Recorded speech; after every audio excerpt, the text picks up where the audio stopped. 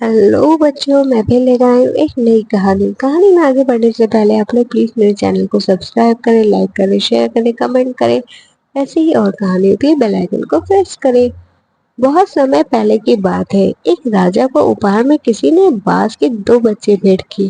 वे बड़े ही अच्छी नस्ल के थे और राजा ने कभी इससे पहले इतने शानदार बाज नहीं देखे थे। राजा ने उनकी देखभाल के लिए एक अनुभवी आदमी को नियुक्त किया। जब कुछ महीने बीत गए तो राजा ने इन बाघों को देखने का मन बनाया और उस जगह पहुंच गए जहां उन्हें पाला जा रहा था। राजा ने देखा कि दोनों बाघ काफी बड़े हो चुके थे और अब वो पहले से भी शानदार लग रहे थे।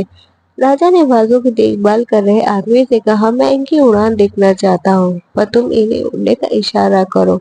आदमी ने ऐसे ही किया। इशारा मिलते ही दोनों बाघ उड़ान भरने लगे। पर जहाँ एक बाल आसमान की ऊंचाइयों को छू रहा था, वहीं दूसरा ऊपर जाकर वापस उसी डाल पर बैठ गया जिससे वो उड़ा था। ये देख राजा को कुछ अजीब लगा। क्या बात है, जहाँ एक बाल इतनी अच्छी उड़ान भर रहा है, वहीं ये दूसरा बाल उड़ने ही नहीं जा रहा।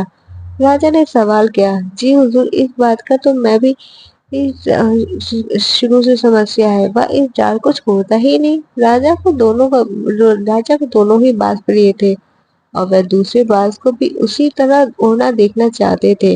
अगले दिन पूरे राज्य में ऐलान कर दिया कि जो व्यक्ति उस बाज को ऊंचा उड़ाने की कामयाबी होगा उसे ढेरों इनाम दिया जाएगा। फिर क्या था, एक से एक विद्वान आए और बाज की उड़ान का प्रयास करने लगे, पर हफ्तों बीत जाने के बाद भी बाज का वही हाल था, जो थोड़ा सा उड़ता और वापस डाल पर बैठ जाता। फिर एक दिन कुछ अनोखा हुआ।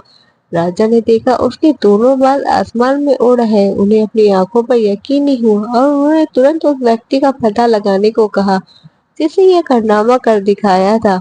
वह व्यक्ति एक किसान था। अगले दिन वह दरबार में हाजिर हुआ। उसे इनाम में स्वर्ण मुद्राएं भेंट करने के बाद राजा ने कहा, मैं तुमसे बहुत प्रसन्न हूँ। बस तुम इतना बताओ कि जो काम बड़े बड़े विद्वान नहीं कर पाए, वह तुमने कैसे कर दिखाया। मालिक, मैं तो एक असाधारण सा किसान हूँ जो ज्ञान की ज्यादा बातें नहीं जानता। मैंने तो बस वो डाल काट दी जिस पर बैठने का बाल आदी हो चुका था, और जब वो डाल ही नहीं रही तो वह अपने साथी के साथ ऊपर उड़ान भरने लगा।